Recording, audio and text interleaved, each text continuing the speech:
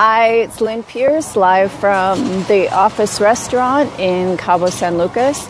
I'm trying my best today. The sun is literally in my eyes if I look this way, and I'm trying to make it so that you can actually see my face, but with the sun in my eyes, I can't tell if you can see me or not. So, Mike Jones, can you tell me, can you see my face, or am I still in witness protection this week? Thanks for being here, by the way. I don't know what to do about this lighting. It bugs me every week, and I know it probably bugs you too. You don't want to listen to this as an audio. You want to watch. Let me see if I can turn this a little bit better so that you can see more of the beach, and I'm more on the side here. I tried sitting back more, but that makes me even, let's see, is that better? I don't know. I can't see me. So anyway, I'll probably be squinting because the sun is totally coming in on me, but for whatever reason, I can't see my phone. Anyway, the struggles of live video continue, but I think this is week 8 or maybe week 9 now, and sooner or later I will master this. Maybe as we get more into summer, there will be more light coming in the morning. I don't know. But short of bringing in a lighting crew and everything to the restaurant, which I don't think is going to happen, this is where we're at. Let me grab a drink of coffee. So this morning, our topic is training our subconscious mind. And interestingly, I had an example of how we do things unconsciously, or our subconscious just taking over and doing what it knows to do while our conscious mind is distracted with something else. This morning, my breakfast buddy asked me to come a little early because there was an errand to do on the way to the beach. And so left early, right on schedule to go and do that, and it wasn't until we're pulling in to valet the car that he said, "Oh, wait a minute, we were supposed to go." And then I'm like, but the thing is, for both of us, we're so used to this routine of every Saturday coming here that even though we left early and that was out of the routine, still it was an unconscious process that took over, and we just drove right to the beach. So these things are going on in our life all the time. There are times that I'll get to the top of the hill here right before we drop down to the beach, and I start to turn left and go down to the next part of the beach where I was eating breakfast previously before coming back to the office. And it's like, wow, it's been a long time since I used to eat over there. Why do I, unconsciously sometimes still get to that point and automatically start to turn the car? Because you get into these patterns and you just forget. What we want to do is establish patterns like that, all these things that we don't even have to think about. We've just trained ourselves to accept those activities or beliefs or thought patterns or actions, whatever they are, and we just take it for granted and do it. Well, why not train our subconscious minds to do that with things that will create success and wealth and peace and joy in our lives? Because we do have that choice. Our subconscious minds are being influenced to have beliefs and thoughts and take actions 24/7. but are we aware of what we're implanting into our subconscious minds? That's the question. Because your life looks exactly the way you believe it should be today. And if something in your life isn't exactly the way you think you want it to be, you have to look at what are you really thinking. And what happens is that we can consciously say we want something, and then without even realizing it, our internal critic, that little voice in our head, starts saying, oh yeah, like that's really going to happen. You've never done that before. What makes you think you can do it now? Or whatever it is for you of I'm not good enough, who do I think I am? Whatever those thoughts are that you're having, they counteract whatever positive things you just said 10 minutes ago or half an hour ago. So it doesn't work that way. And when I first started thinking about this topic, it was yesterday I realized that I have this, I think I want some water instead of coffee.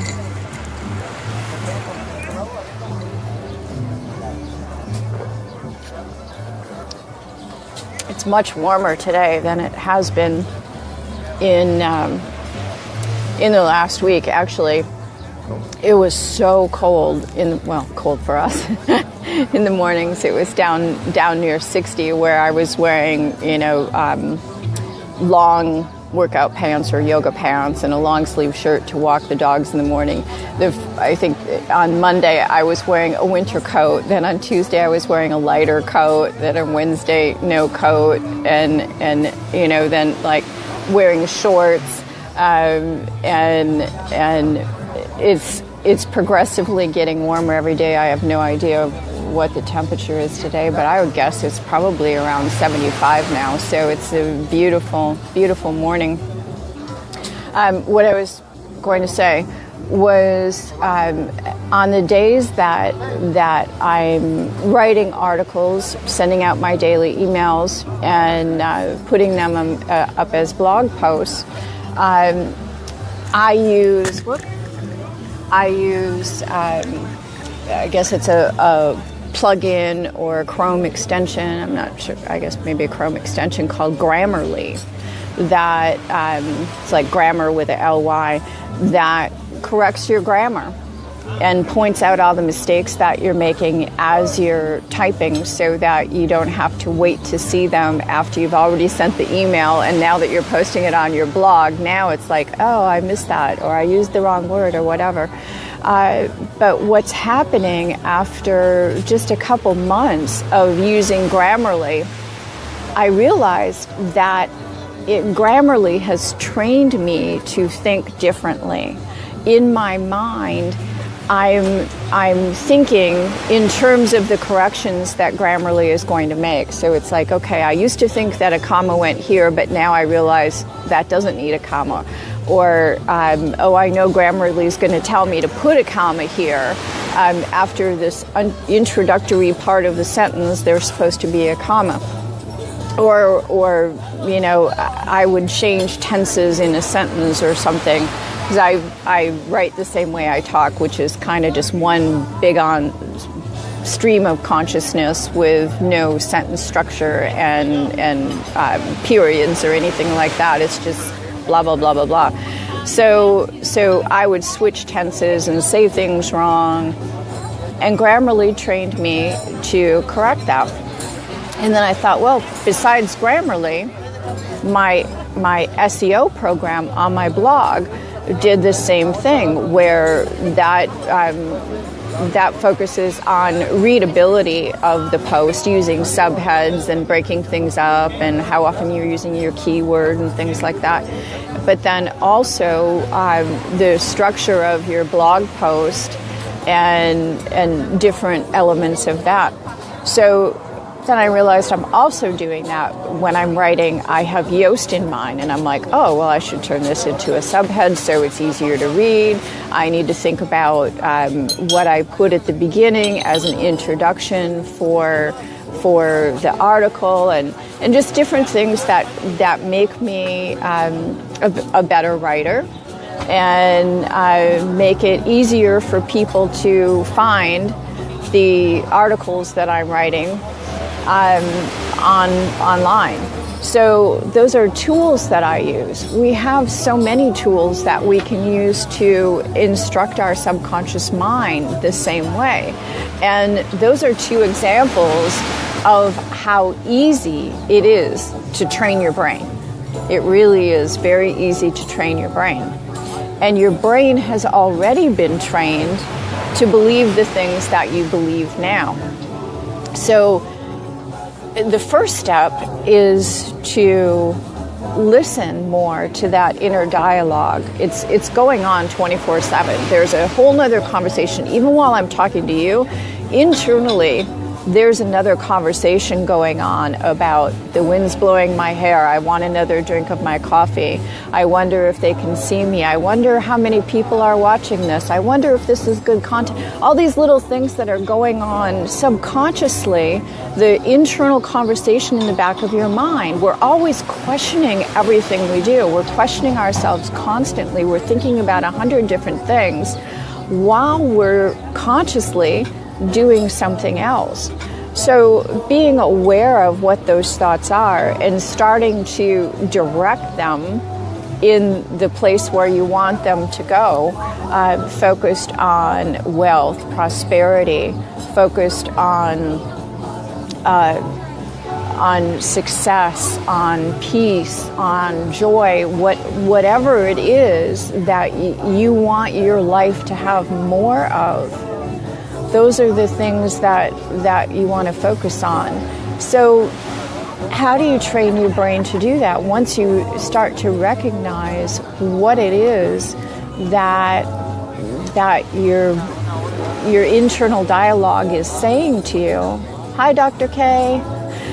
Once you realize what your internal dialogue is saying to you, then you go, wow, first of all, the first thing you're probably going to realize is I wouldn't let anyone else talk to me like that. Why am I letting me talk to me like that?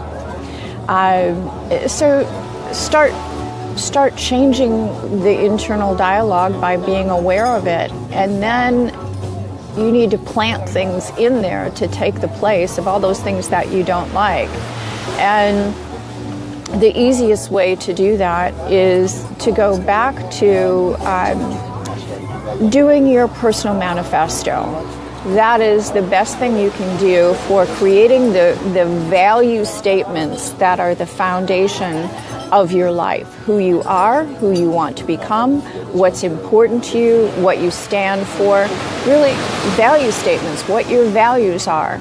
And in the special report, the free report that you get that shows you how to create your personal manifesto, I walk you through what it is, why it's important, how to do it, and even give you examples of statements so that you can see what kind of things you want to use as your value statements. And so that's the first step. Then what I would say is to print that out and post it somewhere that you're going to see that several times a day, so that you start embedding those value statements into your mind. And then it starts combating all that negative self-talk that you weren't even previously aware of. And, just like I drove to the beach when I had someplace else to go this morning, it starts putting those patterns into your brain, creating new neural pathways that have new thought systems that you're creating. So those value statements are the first step. And the way I look at those statements is, with them being the foundation for creating an ageless life, is that whenever you have a decision to make, whenever an opportunity comes up, anything that you're doing in your life, you measure it against those value statements and say, is this congruent with who I am or who I want to grow to be? Is this taking me closer to the things I want in my life, or is this taking me further away? So it's kind of like a measurement of, am I in the middle here? Am I on track? Am I moving forward, or is this kind of pulling me this way and I need to get it back up here? And so now you have something to measure things against, and it makes your decision-making process in every area of your life much easier. The next thing, once you have those statements, is to say, okay, if this is who I am, who I want to be, what I want to have in my life, create in my life, contribute into the world, how am I going to do that? Well, then you go through the goals program. If you have the Ageless Lifestyle Guide to Goal Setting and Achieving, which I recommend that you get, it's all this stuff is in the right-hand column of Ageless Lifestyle After 50. Some of the things in that column are free. Some of them are programs that you buy. Nothing that's on there now is more than $47, although the Goals program will go up to $97 very shortly. Right now it's on sale for $47, so you can grab that. I don't know how anybody can set goals in a really meaningful way if they aren't following a process that allows you to do that. And one of the reasons that I created that program was because the way people were setting goals, first of all, they were setting the wrong goals. The process that they did before they came up with the goal was a faulty process. So you were getting goals that aren't really important to you. And that's the first thing, is to make sure when you're setting goals, they're the right ones. You're setting them in the right way. One thing I noticed over and over again, and is something that I've been aware of for many years, when I did the interviews for your Ageless Life and Business Telesummit, is that time and time again, people would talk about how they had set a goal and they had manifested something. But once they manifested it, they realized it wasn't exactly what they wanted, or it wasn't exactly the way they wanted it, and they wished that they would have been clearer or more specific, or thought about it a little more deeply before they decided that this was the path of what they wanted to manifest. And the thing that I always say is don't manifest in incomplete sentences. Be careful and be very, very precise in what that goal is, and really think it through so that there's no way that can be delivered back to you in a way that makes you go, oh, okay, yeah, not what I wanted, but what I said I wanted. That's the last thing you want to have happen. So this goals program, the process walks you through all that.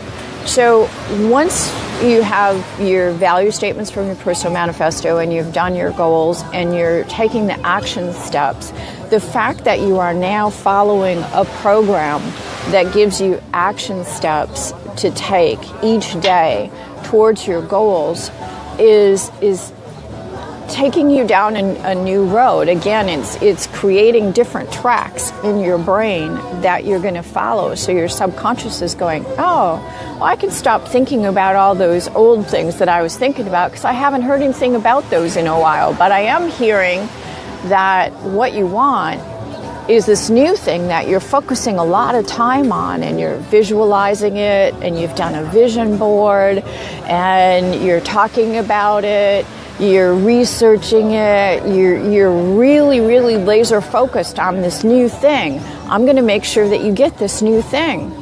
And so you're giving it all kinds of different input to make sure that you get exactly what it is that you want. So training your brain isn't hard. The hardest thing really is recognizing that internal dialogue and turning that volume down, turning it off every time you hear something, counteracting it with something positive, and then creating your value statements. creating your goals the right way and the right goals and following through with the action steps. And before you know it, you're just going to be rolling down the train tracks to exactly what you want to have in your life, because of the way you've constructed this path to train your subconscious mind to deliver to you exactly what it is that you want. It's that simple. So that's a good place to start. If you haven't done your personal manifesto yet, please do that. It's a simple document. You can do it today. It does take some time to think about it. The last thing you want is to just pick and choose from the examples I give. That's not why I give them. It does require you to do some thinking. And once you do that, you can keep strengthening those statements. You want those statements to be so congruent and so in alignment with who you are that when you say those statements, it's like, wow, this is who I am to the core. This is me. And you can feel it in your body. You can feel it in your core, like you're sitting up straighter, you feel stronger, your shoulders are back, you're like, yes, this is me, this is me. You just want to scream it from the rooftops like you've just figured out every part of who you are and what you want in your life. And it feeds that passion that drives you. Or if you don't know your passion and life purpose yet, it might help you start to uncover it. If you do need help discovering your life purpose and passion, let me know, because that's something else we can talk about. That's one of the biggest things that I help people with, is figuring that out and then creating a business that feeds their lifestyle around what their passion and purpose is. I've been doing that now for, I've been doing it as a business for 16 years, but I've been helping people create their life probably since I was about 20, so more than 40 years. It's just something that I've always done for people for free, and then as part of my business. So if that's also something you need help with, just let me know. But this is a good place to start. So when you create your personal manifesto, let me know. Let me know how you feel about your statements. If you don't feel that kind of strength and energy once you create them, let me know. I can possibly help you tweak them either through email. I can help you strengthen your statements so that they are more congruent and aligned within you. When I'm working privately with clients, it's something we do on the phone, and just a few little tweaks and shifts, and I can hear it in their voice. They can feel it in their bodies when they're totally on point with those value statements, and it changes everything in your life. And it's free. It doesn't cost you anything to get the guide, so do it. I'm telling you, it'll make a huge difference in everything you're doing, and also how successful you are moving forward, giving you the clarity and the focus that you need for everything in your life. And then you're setting goals and making business decisions and personal decisions based on what you know is really important to you. So I think we'll leave it there for this week. My breakfast should be coming shortly. I'm hoping that maybe you could see me better today. I'm trying. And I will be here next Saturday. If you guys have anything that you would like to suggest as